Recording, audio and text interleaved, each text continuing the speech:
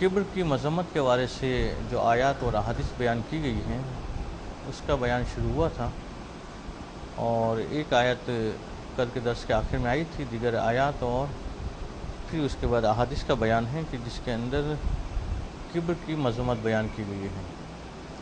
किब्र किसे कहते हैं वो पीछे तकरीर में वाज़ेह हो चुका है कि नफ्स के अंदर पाई जाने वाली एक ऐसी कैफियत कि जिसमें इंसान अपने आप को दूसरे से बड़ा तस्वुर करे, अपने आप को दूसरे से बड़ा करार दे,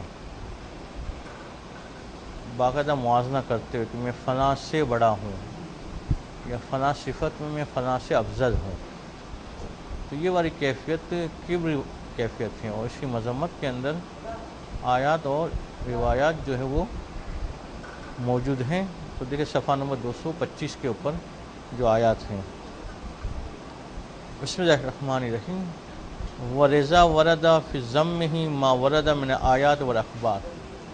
कहते इसी वजह से इसकी मज़म्मत में वारिद हुई आयात और अख़बार। उसमें पहली आयत सूरह गाफिर की आयत नंबर 35 के क़ाल अल्लाहु सुब्हानहू कज़ालिका यत्बउल्लाहु अला कुल्लि क़ल्बिन मुतकब्बिरिन जब्बार, कि परवरदिगार आलम इसी तरह से मोहर लगा देता है। मोहर लगाने से मुराद ये फ़ैसला कर लेना कि अब ये शख्स काबिल हिदायत नहीं है, अब इस शख्स के लिए जहन्नम में जाना यकीनी है। ये मोहर किसके ऊपर लग जाती है? हर उस कल्ब के ऊपर कि जो मुतकब्बिर और जब्बार हों, कि जो तकब्बुर करने वाला हो और सरकशी करने वाला हो। इसके बाद दूसरी आयत है सूरह अनआम की आयत नंबर 93 के सा असरिफ़ु अन आयाती अल्लज़ीना यतकब्बरून, के अनकरीब मैं जो है अपनी निशानियों को हटा दूँगा उन लोगों से कि जो तकब्बुर करने वाले हैं। और आयात अलामतें निशानियाँ होती किस लिए हैं? ताकि इंसान हिदायत याफ्ता हो, और तकब्बुर करने वालों से ये निशानियाँ हट जाती हैं। इसका मतलब तकब्बुर करने वाले कभी उस मंजिल पर पहुंच जाते कि फिर काबिल हिदायत नहीं रहते हैं। इसके बाद की आयत है सूरह आराफ की आयत नंबर 146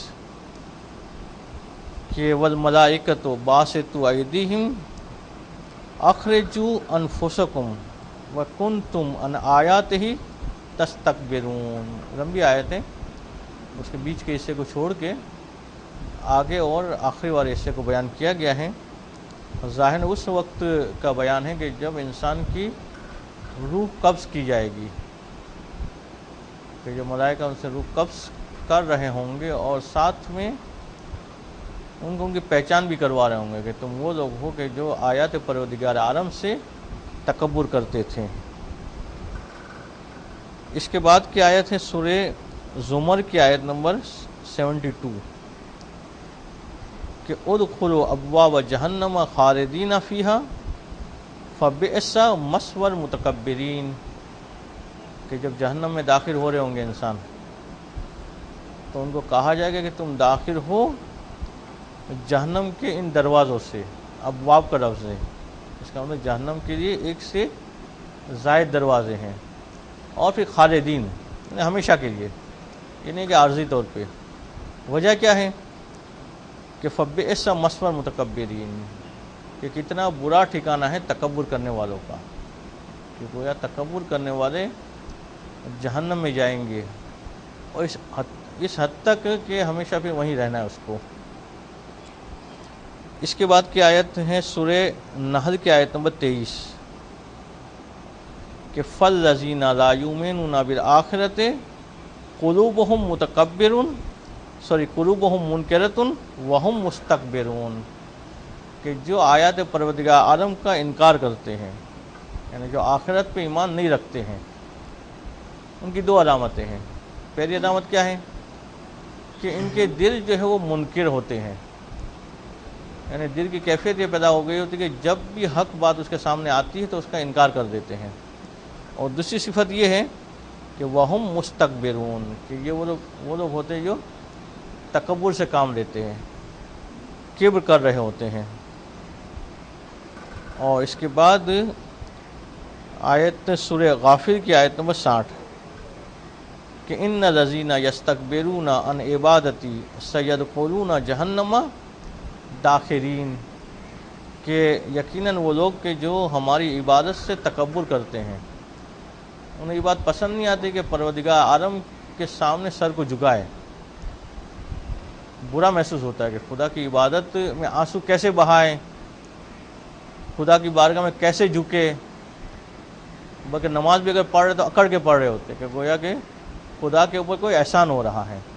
تو جو میری عبادت سے تکبر کرتے ہیں سیدخلون جہنم داخرین، ان قریب وہ جہنم میں داخل ہوں گے۔ کیسے؟ داخرین، دخرہ مادہ ہے۔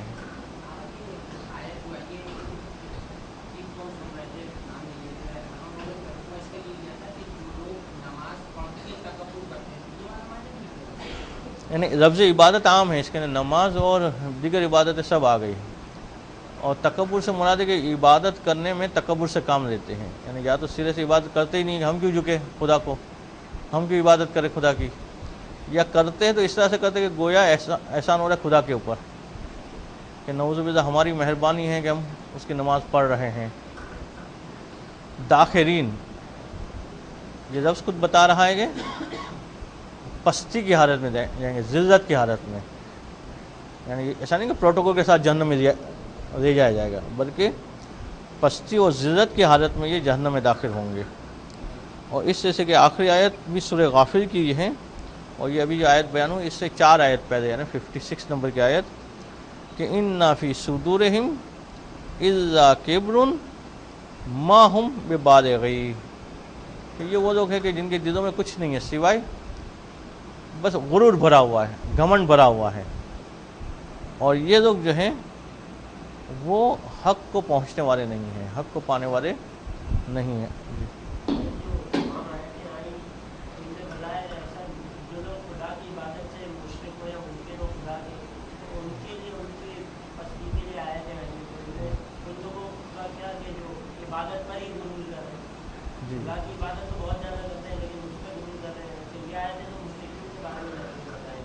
نہیں، اس میں لفظ جو ہے تکبر کا عام ہے، جیسے آگے بھی بیان ہوگا کہ تکبر کبھی بندہ خدا کے سامنے کرتا ہے، کبھی ایک بندہ دوسرے بندے کے سامنے کرتا ہے، تو خود لفظ تکبر اس کے اندر عمومیت پائی جاتی ہے۔ ٹھیک ہے کہ مخاطب بعض آیتوں میں مشرکین ہو سکتے ہیں کہ جو عبادت کرنے کے لیے آمادہ نہیں ہے، مگر صفت جو ہے وہ چاہے وہ خدا کے حوالے سے ہو یا بندوں کی بندے کے حوالے سے تکبر کرنا ہو، تو وہ لفظ کی عمومیت کی وجہ سے یہ سب شامل ہو جائیں گے۔ اور خود آگے وضاحت آ رہی ہے کہ بعض اوقات بندے، البتہ مومن بندوں کی تو سوچنا مشکل ہے، مگر یہ کہ خدا کے سامنے بھی تکبر کرتے ہیں، خدا کے سامنے بھی غرور کرتے ہیں، تو اس کی مذمت میں تو واضح طور پہ یہ آیت ہو جائے گی۔ اور پھر ضمناً جو ہے ان لوگوں کے حوالے سے بھی جو جن کے اندر یہ صفت پائی جاتی تھی کہ وہ متکبر تھے۔ تو یہ تقریباً یہ 7 آیتیں بیان ہوئی۔ اب چند احادیث اس حصے میں کہ وقال رسول اللہ صلی اللہ علیہ وآلہ وسلم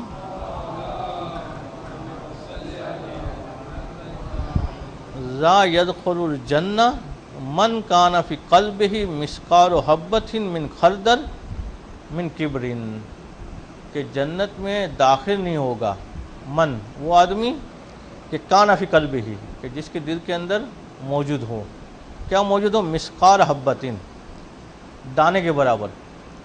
دانہ بھی جو چھوٹا بڑا ہوتا ہے، بعض پھلوں کے دانے بہت بڑے ہوتے ہیں، بعض کے جو بہت چھوٹے ہوتے ہیں، تو آگے لفظ بھی آیا ہے کون سا دانہ؟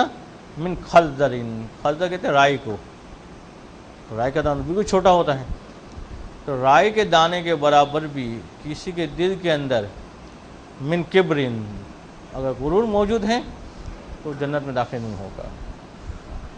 تو جنت میں داخل اس وقت ہوگا کہ کبر جو ہے اس کے قلب سے خارج ہو جائے۔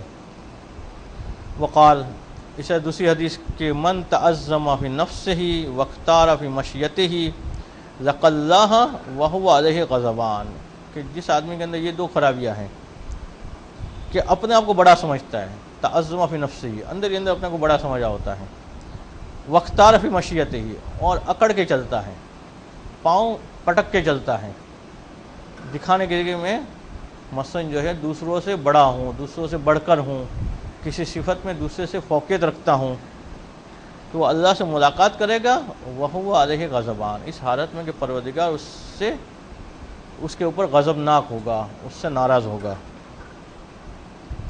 اسی طرح سے ایک اور حدیث کہ لا ينظر اللہ الی رجل یجر ازارہ بطرا، کہ پروردگار عالم جو ہے اس آدمی کی طرف نگاہ ہی نہیں کرے گا۔ عام طور پہ نگاہ کب نہیں کی جاتی ہے؟ اظہار ناراضگی کے لیے۔ تو پروردگار عالم اس کی طرف رحمت کی نگاہ نہیں کرے گا۔ کس آدمی کی طرف؟ کہ جو اپنے پیراہن کو،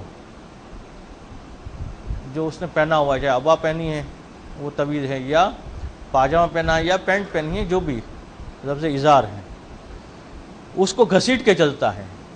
اس وجہ سے نہیں کہ لمبی سل گئی ہے، بلکہ سرکشی کے طور پہ، غرور کے طور پہ، اکڑ دکھانے کے لیے کہ میں بڑا ہوں۔ اس سے ایک اور حدیث کہ خود اللہ کے رسول فرماتے کہ قال اللہ تعالی، اللہ تعالیٰ یہ فرماتا ہے کہ الکبریاء ردائی والعظمت ازاری، کہ کبریائی یعنی اپنے آپ کے لیے سب سے بلند ہونے کا اظہار کرنا، یہ جو ہے وہ میری ردا ہے، خدا کہتا ہے۔ والعظمت ازاری، اور عظمت یہ میرا پیراہن ہے، کہ فقط میں جو ہے وہ اس قابل ہوں کہ میں کبریائی کر سکتا ہوں، اپنی بلندی کا اظہار کر سکتا ہوں۔ فمن نازعنی فی واحد منہما القیتہ فی جہنم، تو جو آدمی ان دو معاملات میں مجھ سے مقابلہ کرنے کی کوشش کرے گا، مجھ سے تنازع کرے گا، کبریائی میرے لیے خاص ہے، اگر کوئی خود اپنے آپ کو بڑا سمجھے گا، عظمت میرے لیے خاص ہے، کوئی اگر خود جو ہے وہ غرور میں مبتلا ہوگا، تو پھر القیتہ فی جہنم، میں اسے جہنم میں ڈالوں گا۔ اسی طرح سے ایک اور حدیث کہ وقال صلی اللہ علیہ وآلہ وسلم،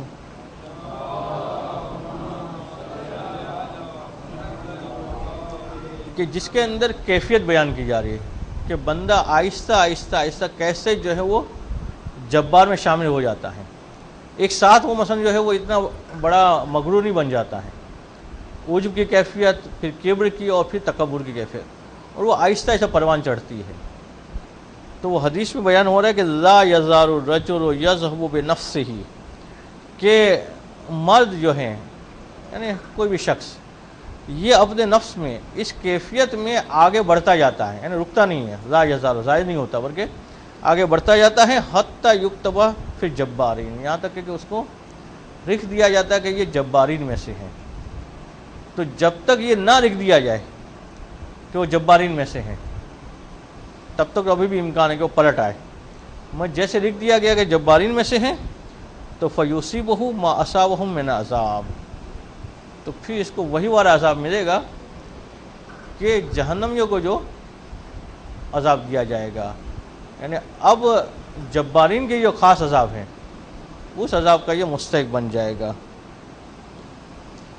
اس کے بعد ایک اور حدیث کہ یخرج من النار عنق لہ اذنان تسمعان وعینان تبصران ولسان ینطق، کہ جہنم سے گردن باہر آئے گی، ایسی گردن ہوگی کہ جس کے لیے دو کان ہوں گے جس سے وہ سن رہا ہوگا، دو آنکھیں ہوگی جس سے وہ دیکھ رہا ہوگا، اور ایک زبان ہوگی جس سے وہ بول رہی ہوگی گردن، وہ صرف گردن ہی ہوگی۔ اور یقول، اور وہ گردن کیا کہہ رہی ہوگی کہ وقرت بثلاثہ، تین افراد کے لیے مجھے معین کیا گیا ہے کہ جیسے جہنم میں آئے تو میں اس کو جو ہے عذاب کا مزہ چکھاؤ، اور جہنم کے اندر اس مقام پہ پہنچاؤ کہ جو اس کے لیے خاص ہیں۔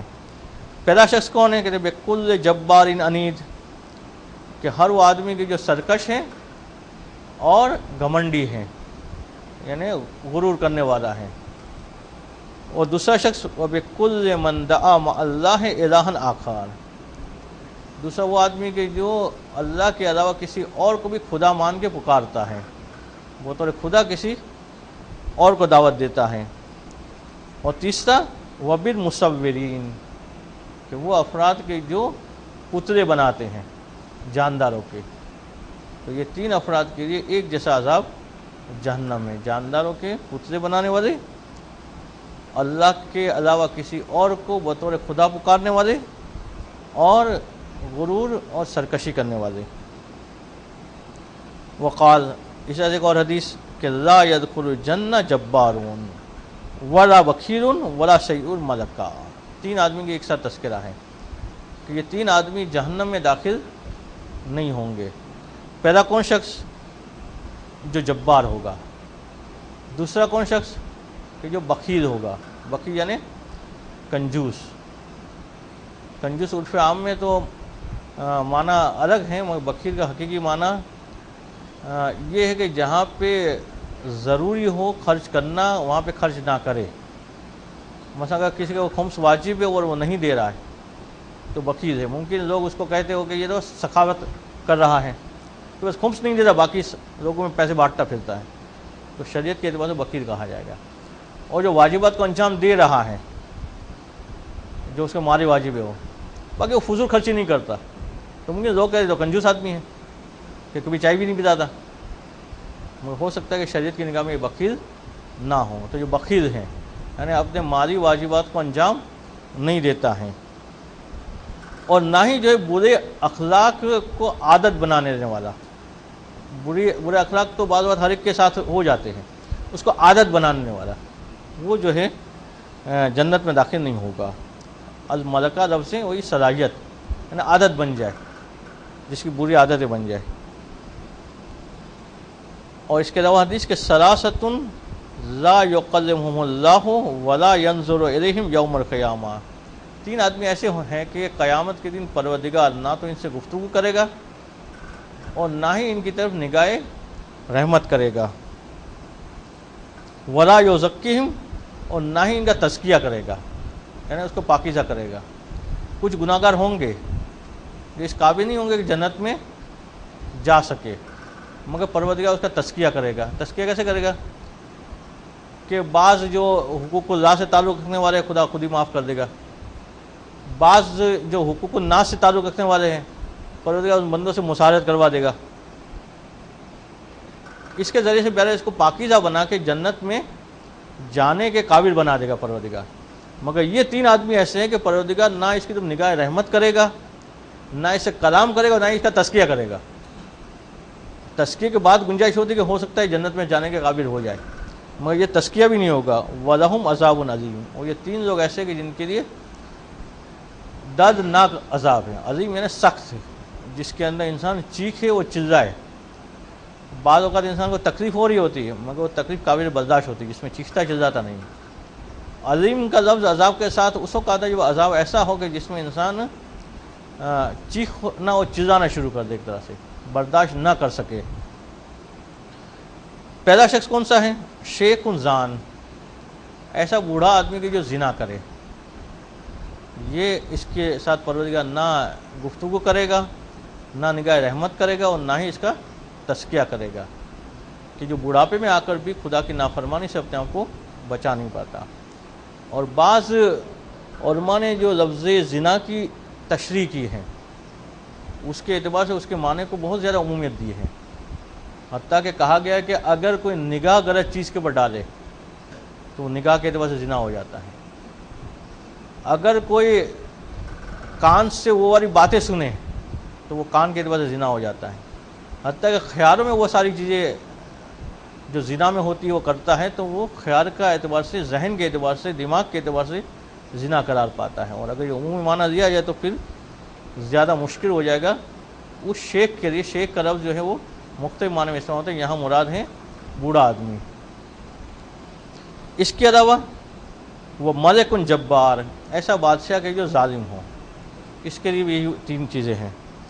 اور تیسرا آدمی جو موضوع ہے ہمارا کہ مخذ مختارون، ایسا مغرور آدمی کہ جو اکڑ کے چلتا ہے، جس کا اکڑ پن جو ہے وہ ختم نہیں ہوتا ہے، غرور کرنے والا. اس کے بعد حدیث کہ وقال صلی اللہ علیہ وآلہ وسلم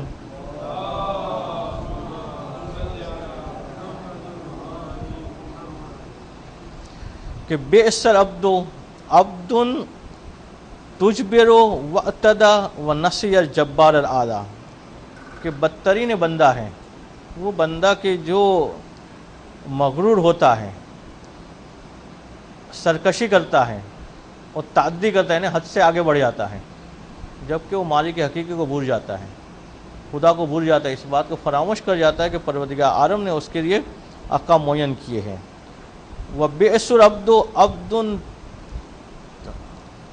تُبَخْتِرُ وَاخْتَارَ وَنَسِيَ الْكَبِيرَ الْمُتَعَالَ، اور بدترین بندہ ہے کہ جو غرور کرتا ہے، اکڑ کے چلتا ہے اور پروردگار عالم کی کبریائی کو فراموش کر جاتا ہے۔ وَبِئْسُ الْعَبْدُ عَبْدٌ غَفَلَ وَسَہَا وَنَسِيَ الْمَقَابِرَ وَالْبَلَا، کہ بدترین بندہ ہے کہ جو غافل ہو جاتا ہے، بھول جاتا ہے، سہا بر کے غلطی کر دیتا ہے، نسی یعنی بھول جاتا ہے۔ سخ و نسیان عام طور میں ساتھ ساتھ آتے ہیں، مگر دونوں کے معنی جو ہے وہ الگ الگ ہیں۔ سہو کہتے ہیں غلطی کو اور نسیان کہتے ہیں بھول جانے کو۔ سہو نسیان دونوں ایک چیز نہیں ہے۔ مثلا جیسے آپ سے کسی نے کہا کہ یہ 100 روپئے جو زید کو دے دینا، آپ نے زید کو دینے کے بجائے عمر کو دے دیے، تو یہ کیا کہا جائے گا کہ سہو کیا، نسیان کیا نہیں کہا جائے گا، غلطی کی، یعنی دینا تھا کسی اور کو، دے دیا کسی اور کو۔ مگر اسی آدمی نے آپ کو کہا تھا زید کو 100 روپئے دے دینا، آپ جیب میں ڈال کے بھول گئے، 3 دن بعد یاد آ رہے، تو اس کو کیا کہیں گے؟ یہ نسیان ہے، اس میں سہو نہیں، یہ نسیان ہے، کہ یہاں پہ انسان جو ہے وہ بھول گیا کام کرنا، تو جو کام کرنا چاہیے تھا اس سے ہٹ کر دے تو یہ سہو کہا جائے گا، جو اصل کام کرنا ہی چھوڑ دے اس کو کہا جائے گا نسیان۔ اور جو سے غافل ہو، غفلت میں کیا ہوتا ہے؟ غفلت میں سہو و نسیان سے ہٹ کے چیز ہوتی ہے۔ جیسے انسان مثلا جو ہے وہ غفلت میں گرم چیز کو اٹھا لے،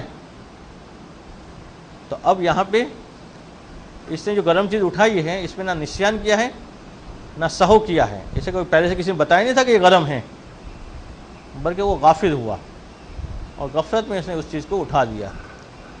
تو اب تینوں آدمی کے جو غافل ہیں، غلطی کرتے اور بھول جاتے، کس کو بھول جاتے ہیں؟ المقابر والبلا، کہ جو قبروں کو بھول جاتے ہیں اور بلاؤں کو بھول جاتے ہیں۔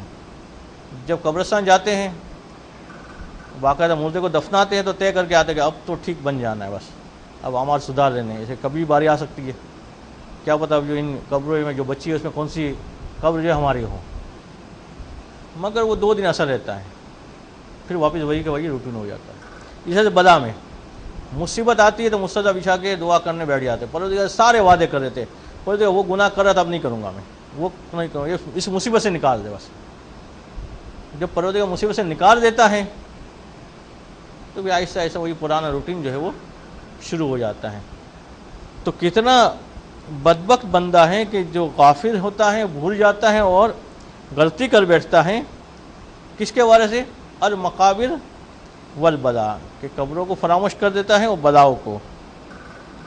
بئس العبد عبد عطا و بغا و نسی المبدا والمنتہا، اور بدبخت ترین آدمی ہیں کہ جو اکڑتا ہے اور بغاوت کرتا ہے اور مبدا اور منتہا کو بھول جاتا ہے۔ مبدا یعنی آغاز، منتہا یعنی انجام، یہ بھول جاتا ہے میں کہیں سے آیا ہوں اور مجھے کہیں جانا ہے۔ جی،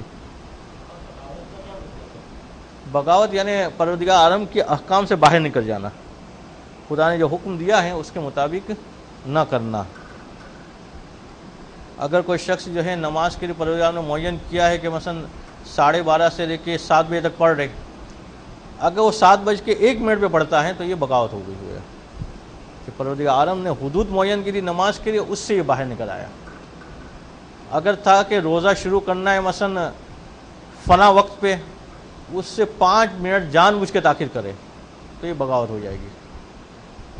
بھولے سے کرے تو بعض اوقات جو گنجائش نکلتی ہے، وہ تفصیلی گفتگو آپ مسائل میں پڑھ رہے تھے، کچھ حدیثیں اور آ جائے آج۔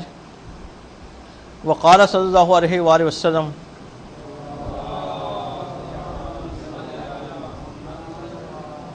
الا اخبرکم باہل النار، کہ اصحاب سے پوچھا کہ کیا تمہیں نہ بتاؤں کہ جہنمی لوگ کون کون ہیں؟ پھر اللہ کے رسول نے بتایا کہ کون کون ہے جہنمی لوگ. کل عطل و جوازن جعزرین متکبرین. اس میں واو عطفہ نہیں ہے، اس کا مطلب عدل بدل ہیں سب، کہ اس میں سے ہر ایک جو ہے وہ جائے گا. ایک تو عطل عین سے، عین تا اور لام. یہ کون آدمی ہے؟ کہتے ہیں یہ وہ آدمی ہوتا ہے کہ جو برائی کی طرف تیزی سے بھاگتا ہے. جیسے دیکھا کہ فلاں برائی ہو رہی ہے تب ربکے گا، دیکھا کہ وہاں دو بندے کھڑے ہو کے غیبت کر رہے ہیں، ادھر کی نشست چھوڑ کے ادھر بھاگے گا. کہ جو برائی کو پسند کرنے والا ہوں، برائی کی طرف تیزی سے بھاگنے والا ہوں. بعض بات ہوتا ہے کہ انسان برائی کر بیٹھتا ہے، پسند نہیں کر رہا ہوتا ہے، برائی سے ناپسند ہوتی ہے. یہ وہ آدمی کہ جو برائی کی طرف لپکتا ہے، تیزی سے بھاگتا ہے. جواز، جیم واو الف و زوئیں، جواز. یہ کون سا آدمی ہے؟ کہتے ہیں یہ وہ ہے کہ جو اکڑ اکڑ کے چلتا ہے، گرو کے ساتھ چلتا ہے، اپنے آپ کو دوسروں سے جو ہے وہ بڑا ظاہر کرتا ہے. اور تیسرا جعزری، جیم عین زوئیں را و یا. یہ کون سا آدمی ہے؟ کہتے ہیں یہ وہ آدمی ہے جو تند مزاج ہوتا ہے، تند مزاجی دکھاتا ہے، کسی سیدھے منہ بات ہی نہیں کرتا ہے. کوئی بیچارہ سیدھا سا سوال کرے تو الٹا جواب دے گا، کوئی سیدھی بات کرے تو الٹی رہ کے لڑنا شروع کر دے گا، غلطی سے بیچارے سے کسی دھکا لگ جائے گا تو مارنا شروع کر دے گا. جو تند مزاج ہیں، کہتے یہ جو ہے وہ اہل جہنم میں سے. اور چوتھا وہی جو موضوع ہمارا متکبر، جو تکبر کرنے والا ہے. اب پہلے بھی ایک آیا اکڑنا، تو ضرور نہیں کہ ہر متکبر اکڑ کے چلتے ہوں.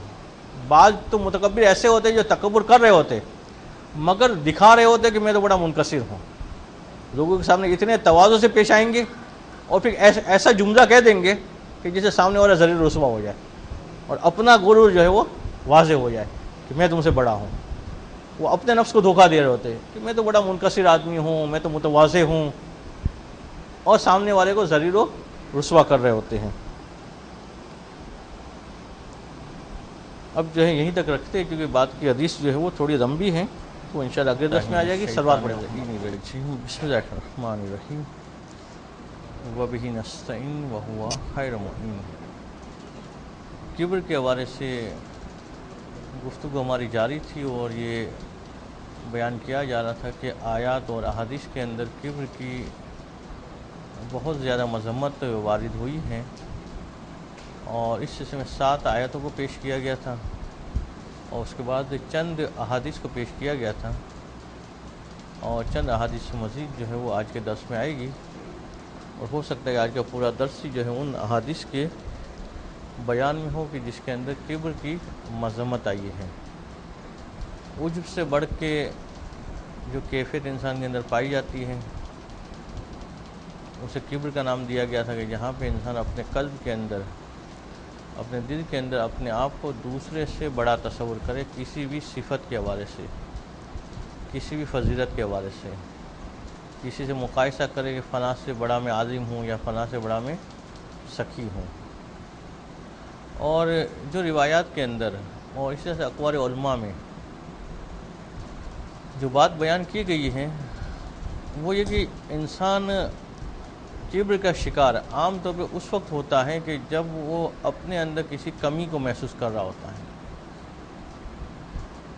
تو اس کمی کے احساس کو دبانے کے لیے اپنے کسی بڑائی کو اپنے قلب کے سامنے پیش کرتا ہے، اور اس بڑائی کی بنیاد پہ وہ خوش ہو رہا ہوتا ہے.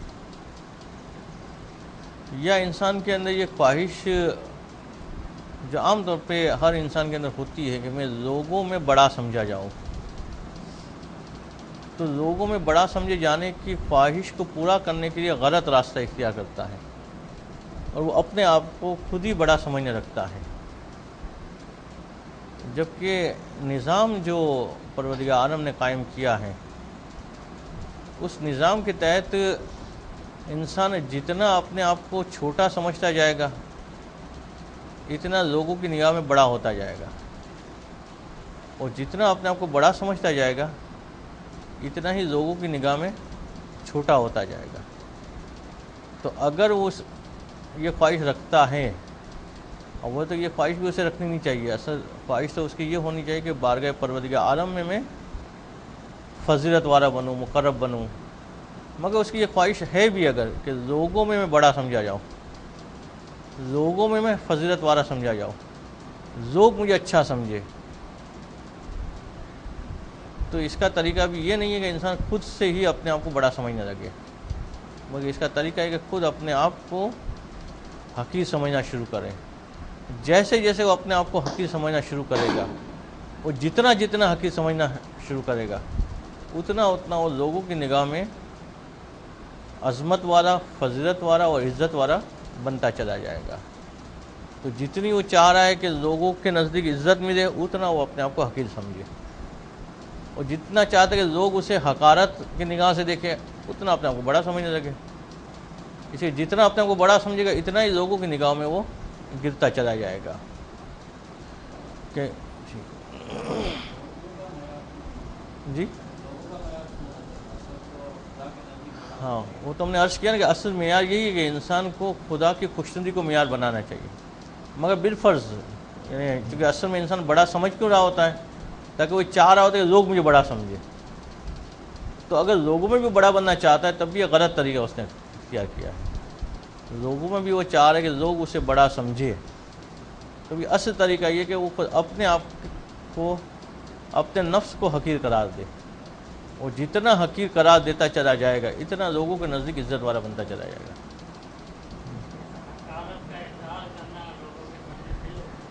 اظہار نہیں کرنا ہے، اپنے نفس کے سامنے جو ہے وہ اپنے آپ کو حقیر قرار دینا ہے۔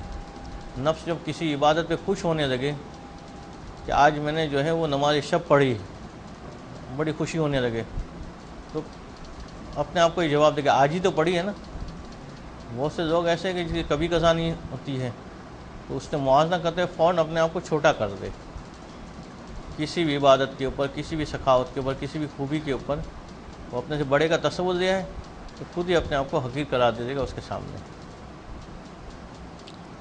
تو یہ ایک عمومی طریقہ ہے کہ جو خدا سے ہٹ کر بھی لوگوں میں عزت والا بننا چاہتا ہے، لوگوں میں عظمت والا بننا چاہتا ہے، یہ چاہتا ہے کہ لوگ اسے صاحب فضیلت قرار دیں، تو اس کا صحیح اور فطری اور حقیقی طریقہ یہی ہے کہ انسان اپنے آپ کو اپنی ذات کے سامنے، نہ کہ لوگوں کے سامنے اپنے کو ذلیل کروائے، اپنی ذات کے سامنے ذلیل و رسوا کرے، اپنے آپ کو ذات کے سامنے جو ہے حقیر قرار دے، تو یہ طریقہ ہوگا کہ جس کی وجہ سے وہ لوگوں کے سامنے عزت والا بنے گا۔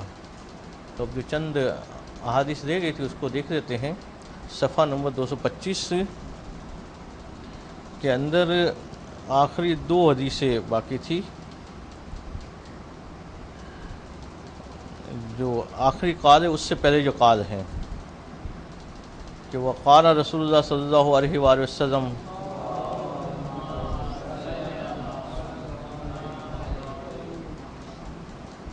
ان ابغضکم الینا وابعدکم منا فی الآخرۃ، کہ یقیناً آدھا جملہ پڑھا ہے ہم نے، اس کی خبر آ رہی ہے نا کہ تم میں سب سے زیادہ ناپسندیدہ میرے نزدیک اور سب سے زیادہ دور میرے نزدیک آخرت کے دن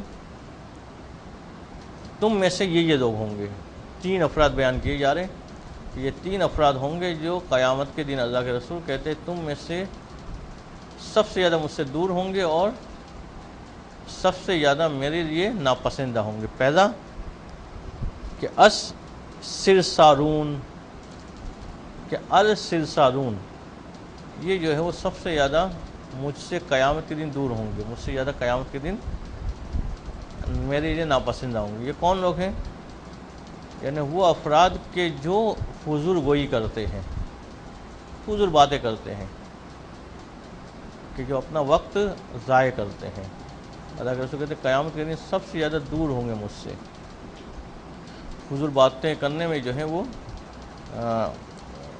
بعض لوگوں کو تو بہت زیادہ مزہ آتا ہے، حتیٰ کہ اس حد تک مزہ آتا ہے کہ کبھی ان کے سامنے کوئی علمی گفتگو شروع کی جائے تو پھر وہاں سے اٹھ کے چلے جاتے ہیں۔ فضول گفتگو کی جائے، سیاسی گفتگو کرتے رہیں، دوسری گفتگو کرتے رہیں، تب تک مزہ آتا رہتا ہے، مگر جیسے کام کی گفتگو ہوئی تو وہاں ان کو مزہ نہیں آتا۔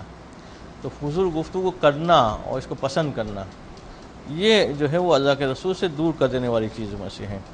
دوسرا ہے المتشدقون، شین دال و قاف مادہ اس کا شدقہ. یہ کون لوگ ہیں؟ کہتے یہ وہ لوگ ہیں کہ جو ایسی مذاق کرتے ہیں کہ جس میں توہین کا پہلو موجود ہو. مومنین کی مذاق اڑانا اور ایسی مذاق اڑانا کہ جس میں مومن کی توہین ہو رہی ہو. ٹھٹھا مشکری کرنا جس کو کہا جاتا ہے.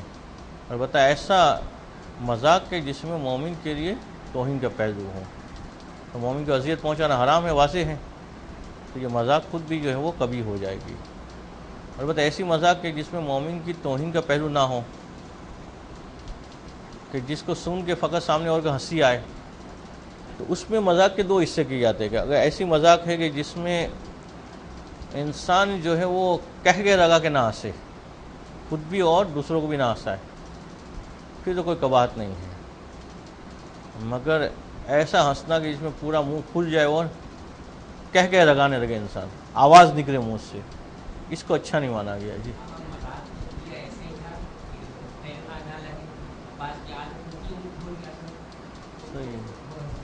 ہاں، تو اگر آپ نے نارمل والی مذاق کی تو حرج نہیں ہے آپ کے لیے، اس کے لیے نامناسب ہوگا کہ وہ کہہ کے لگا کے. البتہ حرام وغیرہ نہیں ہے کہہ کے لگا کے ہنسنا، مگر ناپسندیدہ چیز مانی جاتی ہے کہ اچھا نہیں مانا جاتا کہ انسان جو ہے کہہ کے لگا کے ہنسے. مسکرا دینا یا اس سے زیادہ تھوڑا چہرے کو پھیلا دینا، یہاں تک کہ آواز نہ نکلے منہ سے، تب تک جو ہے وہ بلا کسی عیب کے جو ہے حرج نہیں ہونا. کہہ کے لگائے تو بھی وہ حرام میں کے دائرے میں نہیں آئے گا. کہ کوئی اگر کہہ کے لگا کہ ہنستا ہے تو ہم نہیں کہیں گے کہ اس نے کوئی حرام کام کر دیا اس نے. اور تیسرا ہے المتفیہقون. یہ لفظ تھوڑا مشکل ہے، خود اس کا معنی جو ہے وہ مصنف نے کر دیا ہے کہ ای المتکبرون، کہ جو تکبر کرنے والے ہیں. تو قیامت کے دن یہ تین افراد اللہ کے رسول سے سب سے زیادہ دور ہوں گے، سب سے زیادہ اللہ کے رسول کے لیے ناپسندیدہ ہوں گے. دوسری حدیث کہ یحشر المتکبرون یوم القیامہ فی مثل صور الذر، کہ تکبر کرنے والوں کو قیامت کے دن محشور کیا جائے گا ذرے کی صورت میں. ذرہ یعنی معمولی شے ہوتی ہے. اچھا، ذرے کی صورت میں ہوگا، اس کا مطلب نہیں کہ وہ ذرہ ہوں گے پورے پورے انسان، ہاتھ پیر سر سب کچھ ہوگا، مگر سائز اس کی چھوٹی ہوگی. اور اس عالم میں قیامت کے دن وہ محشور ہوں گے کہ تَتَأَهُمُ النَّاسُ ذَرًّا فِي مِثْلِ صُوَرِ الرِّجَالِ، کہ لوگ اس کو لوند رہے ہوں گے اپنے پاؤں سے، جبکہ یہ ہوں گے رجال کی صورت میں، مردوں کی صورت میں، مگر ذرے ہوں گے، اور لوگوں کے پاؤں میں کچلے جا رہے ہوں گے. وہی ہوں گے جو دنیا میں تو بڑے اکڑ کے چل رہے تھے، بہت بڑا سمجھتے تھے اپنے آپ کو، تکبر کرتے تھے، لوگوں کو نیچا دکھاتے تھے، کسی کو کوئی اہمیت ہی نہیں دیتے تھے، حقارت کی نگاہ سے لوگوں کو دیکھتے تھے. کہ یعلوہم کل شیء من الصغار، کہ اللہ کے رسول فرماتے کہ قیامت کے دن ہر چھوٹی چیز اس سے بڑی ہوگی. اتنے یہ چھوٹے قرار پائیں گے کہ بالفرض قیامت کے دن اگر چونٹیوں کو محشور کیا جائے گا تو چونٹی کی سائز بھی اس سے بڑی ہوگی. یہ متکبر شخصی سائز جو ہے اس سے بھی چھوٹی ہوگی. ثم یساقون الی سجن فی جہنم، اور پھر ان لوگوں کو ہانک کے لایا جائے گا. ہانک کے کس کو لایا جاتا ہے؟ کہ جو خود سے آنے کو تیار نہ ہو، پھر اس کو زبردستی لانا پڑتا ہے. تو لفظ یساقون ہے، ان کو زبردستی لایا جائے گا دھکے مار کے جہنم میں، جو قید خانہ ہے اس کے اندر. اس کا نام کیا قید خانے کا؟ یقال لہ یورس، یورس اس کا نام ہے. اس قید خانے میں اس کو ڈالا جائے گا، اور اس قید خانے کی کیفیت یہ ہوگی کہ تعلوہم نار شر انیار، اور اس قید خانے کے اوپر ایک آگ جل رہی ہوگی، جو آگ جو ہے انیار، یعنی جتنی بھی آگیں ہیں اس سے سب سے زیادہ سخت آگ ہے، شر و انیار. اچھا، آخرت کی آگ، جہنم کی آگ، اس کو سمجھایا جاتا ہے، تمثیل دی جاتی ہے کہ وہ کیسی ہوگی. ویسے تو بعض لوگ جو ہے بڑی شجاعت دکھاتے ہیں کہ یہاں کی آگ بھی بھگتتے ہیں، وہاں کی بھی بھگت لیں گے، تو مسئلہ نہیں ہے. حالانکہ یہاں کی بھی بھگت کے دیکھیں، وہ 2 منٹ کے ڈالے ہاتھ آگ کے اندر، 2 منٹ تو دور کی بات، 2 سیکنڈ بھی نہیں رکھ سکیں گے وہ. کہا جاتا ہے کہ جو آخرت کی آگ ہے، جہنم کی آگ، سمجھانے کے کہا جاتا ہے کہ اگر اس آگ کو 70 دفعہ دھویا جاتا تو اس کے بعد جو آگ کی کیفیت پیدا ہوتی وہ دنیا کی آگ ہے، یعنی گویا 70 گنا زیادہ۔ اس آگ میں اب جو جہنم کی آگے ہوگی اس میں بھی سب سے جو ہے وہ زیادہ شدید آگ ہے، شر و انیار آگ ہے۔ یہ اس قید خانے کی چھت کے اوپر جل رہی ہوگی، تو چھت پہ جل رہی ہوگی اس کا مطلب یہ نہیں کہ نیچے تپشنی آ رہی ہوگی، یعنی وہ گویا کہ وہ قید خانہ اس آگ سے بھرا ہوا ہوگا۔ اب جب آگ میں جل رہے ہوں گے تو دنیا میں تو آسان ہے کہ 10 منٹ جلنے کے بعد موت آ جائے گی، ختم، اور موت تو آنی نہیں ہے، تب جلتے ہوئے پیاس بھی لگے گی، تو اس کو پلایا کیا کیا جائے گا؟ کہتے یوسقون من طینۃ الخبال واسارۃ اہل النار، کہ جہنمی لوگوں کی جو غلاظتیں ہوگی اور جو پیپ ہوگا کہ جس کے اندر مٹی ملی ہوگی، اس سے ان کی پیاس بجھائی جائے گی۔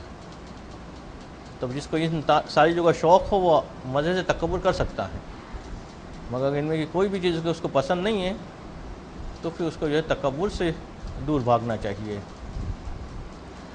اسی طرح سے ایک اور حدیث کہ وقال صلی اللہ علیہ وآلہ وسلم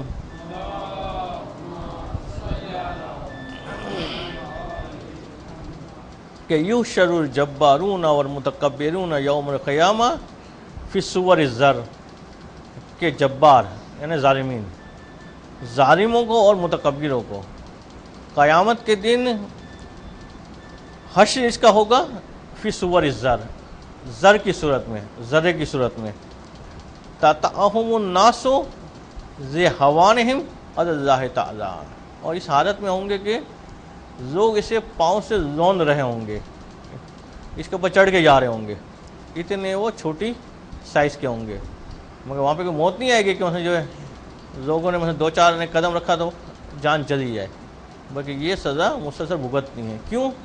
اس لیے ان لوگوں نے اللہ تعالیٰ کے سامنے اپنے آپ کو بڑا ظاہر کیا، تکبر کیا۔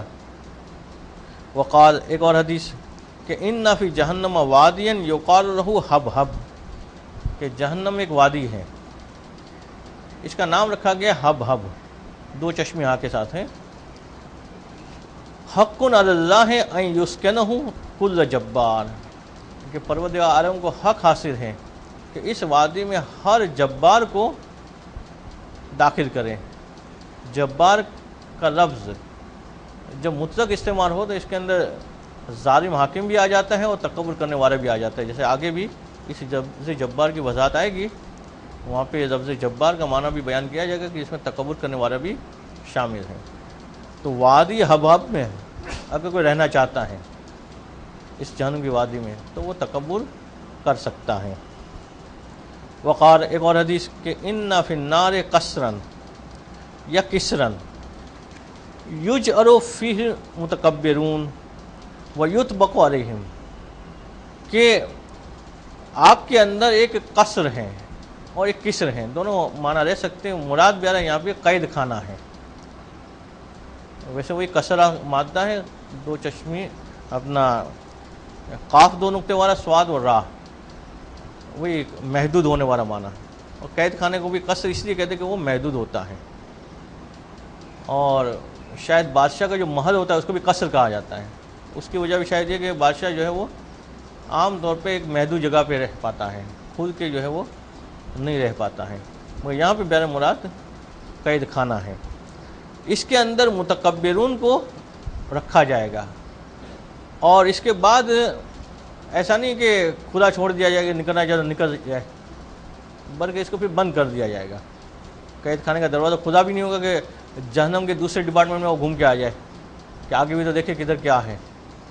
بعض جہنمیوں کو یہ کیفیت ہوگی کہ وہ اپنے عذاب بھگت رہے ہوں گے، ساتھ میں دوسرے سے بھی جا کے پوچھیں گے بھائی ہم نے تو یہ کرتوت کیے تھے، تم نے کیا کیا تھا کہ جس کی وجہ سے یہ سزا مل رہی ہے۔ مگر یہ وہ لوگ ہوں گے کہ جن کا جہاں پہ ڈالا گیا ہے وہ دروازہ بھی بند ہوگا کہ وہاں سے وہ نکل نہیں سکیں گے۔ وقال، اور ایک حدیث کہ ایزا مشت امتی المتیتا، دونوں توئیں کے ساتھ ہیں، خدمتہم الفارس و روم سلط اللہ بعضہم علی بعض، کہ اللہ کے رسول فرماتے کہ جب میری امت کی یہ کیفیت ہو کہ مت یا تا کے ساتھ چلنے لگے، اس لفظ کا معنی آگے پوری مصنف بتا رہے ہیں، اور جب ان کے لیے فارس اور روم سے غلام آ جائے خدمت کے لیے، تو پھر اس قوم کے اوپر، میری امت کے اوپر عذاب اس طرح سے آئے گا کہ بعض ظالمین جو ہے وہ بعض کے اوپر مسلط ہوتے جائیں گے، اور ایک ظالم کے بعد دوسرا ظالم آتا جائے گا۔ اب خود اس لفظ کا معنی بتا رہے کہ مت یتا، اس کا مطلب کیا ہے؟ کہتے مشیت فیہا اختیار، ایسا چلنا کہ جس کے اندر اکڑ پن ہو، پاؤں پٹک پٹک کے چلنا ہو۔ تو جب یہ کیفیت امت کے اندر پیدا ہو جائے گی تو اس کے اوپر ظالمین مسلط ہو جائیں گے۔ پھر اس کے بعد وقال عیسیٰ بن مریم، حضرت عیسیٰ علیہ السلام یہ فرماتے کہ کما ان الزرع ینبت فی الصحر ولا ینبت علی الصفا، کہ جس طرح سے زراعت جو ہے وہ پیدا ہوتی ہے زرخ زمین میں اور صفا پہ پیدا نہیں ہوتی ہے، صاد فا الف حمزہ، صفا یعنی ایسی زمین جو پتھریلی ہو، چٹان والی زمین ہو، اس کے اوپر زراعت پیدا نہیں ہوتی، زراعت ہمیشہ نرم زمین میں پیدا ہوتی ہے۔ کہتے کذالک حکمت ہو تأمر فی قلب متواضع ولا تأمر فی قلب متکبر، کہتے حکمت بھی اسی طرح سے، حکمت یعنی سمجھداری، یہ کہتے فقط وہاں آ سکتے، حضرت عیسیٰ علیہ السلام فرماتے ہیں کہ جہاں پہ دل میں تواضع ہو، دل متواضع ہو، اس دل کے اندر نہیں آ سکتے کہ جو تکبر کرنے والا ہو۔ دیکھیے تکبر کرنے والے کا دل گویا کہ پتھر کی مانند سخت ہو چکا ہوتا ہے، اور حکمت کو چاہیے نرم زمین، کہ متواضع قلب ہو، تو اس کے بعد متواضع قلب نہیں ہوا، حکمت کی باتیں بھی نہیں ہوگی۔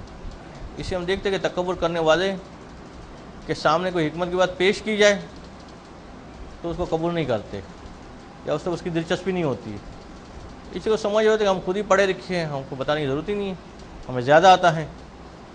مگر جن کا قلب متواضع ہوتا ہے وہ لپک رہا ہوتا ہے ہر حکمت کی بات کی طرف، کہ جو بھی اس کو کام کی نصیحت کی باتیں ملے اسے وہ عکس کرتا ہے۔ ابھی وہ حضرت عیسیٰ علیہ السلام کی بات ختم نہیں ہوئی، اس کے بعد آگے فرماتے کہ الا ترون ان من یتشمخ براسہ الی السقف شجہ، کہ کیا آپ نہیں دیکھتے کہ اگر کوئی شخص جو ہے سر کو بلند کرے غرور کے ارادے سے، وہ چھت سے ٹکرا دے اپنے آپ کو بڑا ظاہر کرنے کے لیے، تو چھت کیا کرتی ہے؟ شجہ، اسے زخمی کر دیتی ہے۔ وَمَنْ يَتَعَاطِيُ أَذِلَّهُ وَأَكَنَّهُ، مگر جو چھت کے سامنے متواضع ہو جاتا ہے، چھت کے سامنے جھکا رہتا ہے، مثلا جو ہے یہ مثال میں آپ کو وہاں فرض کرنا پڑے گا کہ یہاں پہ چھت کی سائز جو ہے وہ انسان کی سائز کے برابر ہے یا اس سے بھی تھوڑی چھوٹی ہے، تو اب اگر چھت کا سایہ وہ حاصل کرنا چاہ رہا ہے تو اسے کیا کرنا پڑے گا؟ جھکنا پڑے گا، تو جھکے گا تو وہ چھت اسے سایہ دے گی، اسے راحت دے گی، مگر وہ کہتے ہیں میں جھکتا تو نہیں ہوں، وہ سیدھا ہو جائے گا چھت کی طرف تو کیا ہوگا کہ چھت اسے زخمی کر دے گی۔ تو اگر انسان چاہتا ہے کہ سایہ ملے، اس سے راحت ملے، آسانی ملے، تو اسے جھکنا پڑے گا۔ اگر وہ اکڑ پن دکھائے گا تو پھر وہ سایہ اسے میسر نہیں آئے گا۔ وَلَمَّا حضرت نوحًا الوفات، کہ جب حضرت نوح علیہ السلام کی موت قریب آئی، وقت وفات آیا، تو دعا ابنیہ فقال، تو حضرت نوح علیہ السلام نے اپنے دونوں بیٹوں کو بلایا، اور پھر حضرت نوح علیہ السلام نے دونوں بیٹوں سے فرمایا کہ انی آمرکما باثنین وانہاکما عن اثنین، کہ میں دو باتوں کا تمہیں حکم کرتا ہوں اور دو باتوں سے روکتا ہوں۔ اب حضرت نوح علیہ السلام اور عزم انبیاء میں سے ہیں، وہ اپنے بیٹوں کو جو نصیحت کر رہے، وہ ظاہر سی بات ہے کہ کوئی خاص نصیحت ہوگی، اس میں بھی ساری نصیحتوں کو بیان کرنے کے بجائے مختصر کرتے ہوئے کہ دو باتیں تمہیں کرنی ہیں، دو باتوں سے بچنا ہے۔ تو وہ کون سی دو باتیں جس سے بچنا ہے؟ کہتے انہاکما عن الشرک والکبر، حضرت نوح علیہ السلام کہتے ہیں میں تم کو روکتا ہوں دونوں کو، کہ تم جو ہے نہ کبھی شرک کرنا اور نہ ہی کبھی کبر میں مبتلا ہونا۔ تو یہاں پہ حضرت نوح علیہ السلام شرک اور کبر کو ساتھ ساتھ بیان کر رہے ہیں۔ شرک جو ہے وہ गुनाह कबीरा की जब फहरिस्त पढ़ते आप या देखते तो सबसे पहला नंबर किसका आता है? शिर्क का। हज़रत नूह अलैहिस्सलाम उसी के साथ किब्र का तज़किरा कर रहे हैं, यानी गोया कबाहत के एतबार से ये शिर्क की मानिंद है। और अम्र किसका कर रहे हैं? हज़रत नूह अलैहिस्सलाम के व आमिरुकुमा बिल्ला इलाहा इल्लल्लाह व सुबहानल्लाह व बिहम्दिही, और अम्र कर रहे कि ये दो बातों पे तुम कारबंद रहो, एक तो अल्लाह की तौहीद का इकरार और दूसरा अल्लाह की पाकिज़गी और उसकी तमहीद, उसकी हम्द का बयान। वक़ाल सुलेमान बिन दाऊद यौमन लित्तैर व जिन्न व इंस व बहाइम, हज़रत सुलेमान बिन दाऊद, पता है कि इनको हुकूमत जो है वो जिन्नात पर भी हासिल थी, सारे इंसानों के अलावा परिंदों पर भी थी, जानवर पर भी थी। तो हज़रत सुलेमान अलैहिस्सलाम ने सबको बुलाया, सबको दावत दी कि अखरजू, तुम लोग सब निकल पड़ो, या उखरजू फ़खरजू फ़ी मिअत अल्फ़िन मिन इंसी व मिअत अल्फ़िन मिन जिन्ने।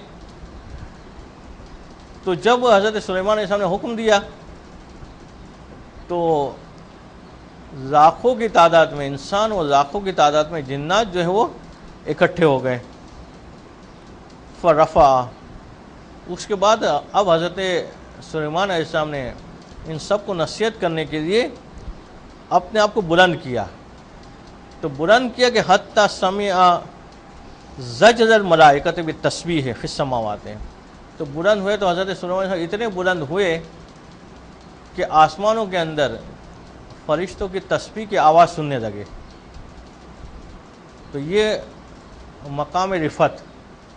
इसके बाद सुम्मा खफ़ज़ा, और फिर हज़रत सुलेमान नीचे की तरफ हुए। तो नीचे की तरफ हुए तो इतने हुए कि हत्ता मसत अक़दामहु बिल बहर, कि यहाँ तक कि हज़रत सुलेमान अलैहिस्सलाम के पाँव जो है वो पानी से छूने लगे।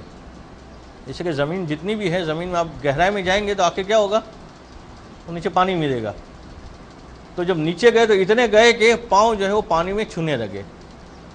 तो ये हज़रत सुलेमान अलैहिस्सलाम ने तरीका बताया कि रिफ़त हासिल करना चाहे तो इंसान वहाँ तक जा सकता है, और पस्त होना चाहे तो नीचे वहाँ तक जा सकते हैं। अब किससे रिफ़त मिलेगी और किससे ये पस्ती मिलेगी? तो समिअ सौतन यक़ूल, तो जब हज़रत सुलेमान अलैहिस्सलाम नीचे की तरफ हुए, वो इतने ज़मीन के नीचे की तरफ हुए कि पाँव पानी में छूने लगे, तो यक़ूल, तो कहने वाले ने ये बात कही,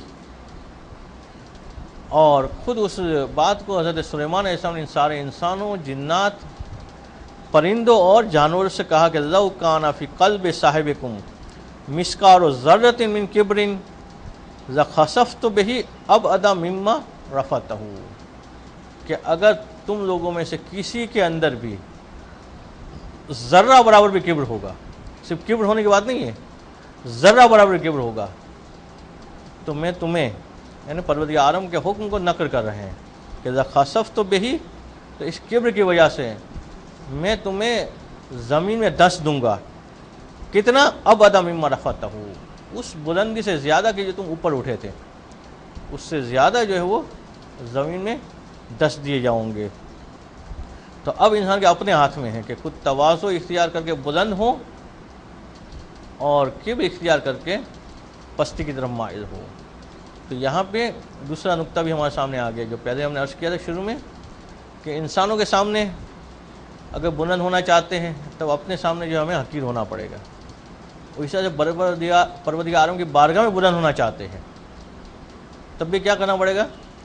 तवाज़ु इख्तियार करना पड़ेगा। इंसान जितना मुनकसिर होता जाएगा, मुतवाज़े होता जाएगा, इतना रुतबा उसका बुलंद होता जाएगा, और जितना वो गुरूर में मुब्तला होगा, मुतकब्बिर होगा, इतना ही उसका रुतबा जो है वो गिरता चला जाएगा। वक़ाल बाक़िर अलैहिस्सलातु वस्सलाम, बस ये एक हदीस पढ़ लेते हैं, उसके बाद चंद हदीस और हैं जो उनके 10 में देंगे कि अल किब्रु रिदाउल्लाह है वल मुतकब्बिरु युनाज़िउल्लाह रिदाहु, कि समझाने के लिए कि किब्र जो है वो अल्लाह की रिदा है, और तकब्बुर करने वाला गोया कि खुदा से वो रिदा छीनना चाहता है।